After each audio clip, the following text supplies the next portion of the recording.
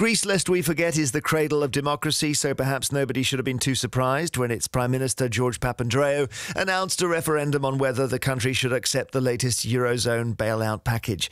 That dogged, unflinching commitment to democracy has landed him in hot water with his own party. In Greece, though, 4 of his cabinet ministers now oppose the referendum, and suddenly his government is looking shaky. And as I mentioned, the very latest is he has offered his own resignation.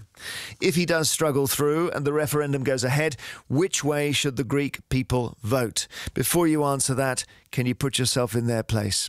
A yes vote would consign them to further austerity, further job losses, further misery. Some have likened the bailout deal to the Treaty of Versailles, which so damaged and humiliated Germany after the First World War and, of course, indirectly gave birth to Hitler. However, at the same time, a yes would keep Greece in the euro and, crucially, part of the European gang. A no vote would not only consign Greece to the fringes of Europe, it would effectively leave the country bankrupt. It wouldn't get the bailout. It wouldn't be able to borrow money from the banks. Greece would suddenly be unable to pay its public sector workers, pay its pensions, pay its bills. But then again, if they voted no, it would free Greece from the shackles of the euro and what some have described as the bully boy tactics of France and Germany.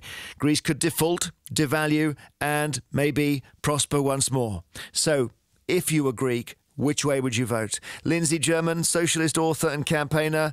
If you were Greek, which way would you vote? I'd vote no. I think the Greeks have suffered a great deal of austerity over the last few months, and what they're now having is to accept wage cuts, accepting cuts in public spending. Whole families are having to go back and live with their parents because they can't afford rents. And really, what they're saying is they should have the right to be able to reject this bailout. And they didn't cause this crisis. The bankers caused this crisis, and the bankers should pay. But if you vote no, you leave your country with more debt than if you vote yes, surely, because the yes vote cancels half the debt. Well, I think the sensible thing for the Greeks to do would be to leave the euro, to default on the debt, and to nationalise the banks and recapitalise the banks by borrowing from the assets that the Greeks have got. OK, Dennis McShane is MP for Rotherham and former Europe Minister. Dennis, if you were Greek, you'd have reservations, I guess, but you'd vote yes?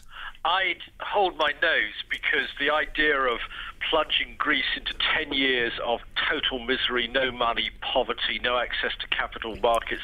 Don't forget, it's not so long ago, within my lifetime, that all this happened before in the 1960s and the colonels moved in.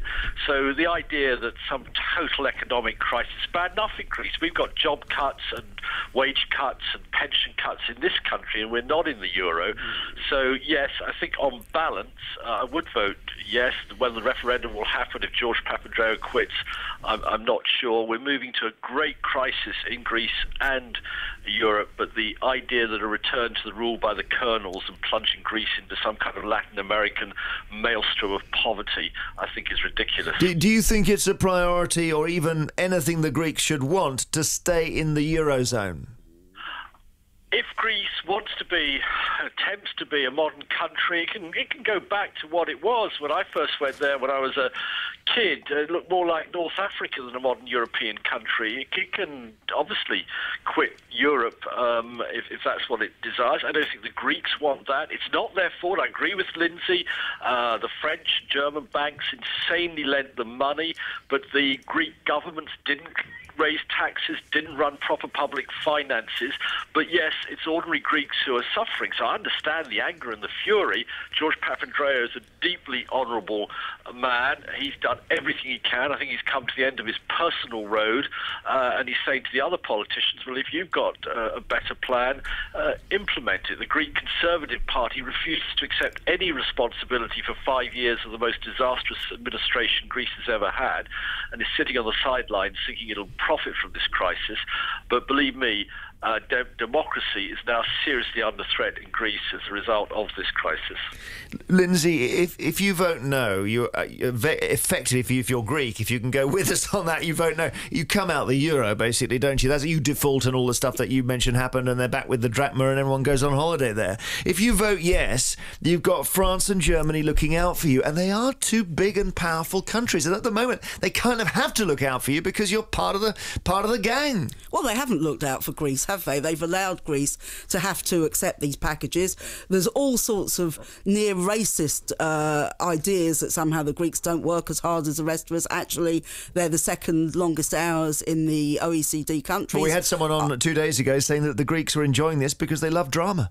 Well, I mean, we can be trivial about it, but actually what they're facing is every day they are facing attacks on their living standards. They're not prepared to put up with it. And I think it's really wrong of Dennis McShane to say the only option here is the return of a right-wing dictatorship like the Colonel's. Actually, there are many people in Greece saying, why don't we nationalise the banks? Why don't we reflate the economy by investing in public works? Why don't we redistribute some of the income of Greece? Greece is, after all, it's not as rich as Germany, but it's not a poor country by any means. It has this money to do so. Okay, and it should think of its people, not of the tiny number of rich who don't pay taxes. Dennis McShane. Lindsay, if I may, it's actually right-wing corporatist governments, authoritarian governments, that always nationalise the banks. And the notion that banks under state control are a hallmark of select. Well, at least they would be controlled by the people and not by the international money markets. Oh, please forgive me. I mean, every Greek, the moment they listened to you and thought it was going to happen, would be going to the ATMs to get every euro out of the banks and taking it out of the country. Already there's huge capital flight. A lot's coming in here. David Cameron was making a joke last week. You could solve the Greek crisis by getting lots of the Greek tax dodgers out of London and paying their taxes back in Athens. So we've got a systemic crisis. Yes, we've come to the end of a long debt-dependent, credit-driven era, and believe me, it won't stop with Greece, but the notion that we just throw Greece overboard, kick Greece out of Europe, kick Greece out of the euro... Well, Greece is having the right to vote in a referendum. That's what they want to do, and this seems to be affronting the European leaders, that they have the right to democracy in Greece, which, after all, invented democracy. Of course they have the right to vote, and I think you'll find if they do vote, they will vote no. Thank you both very much indeed, Dennis McShane and Lindsey German, socialist author. Lindsey, and Dennis, of course, is MP for Rotherham. We're asking, if you were Greek, which way would you vote in this referendum?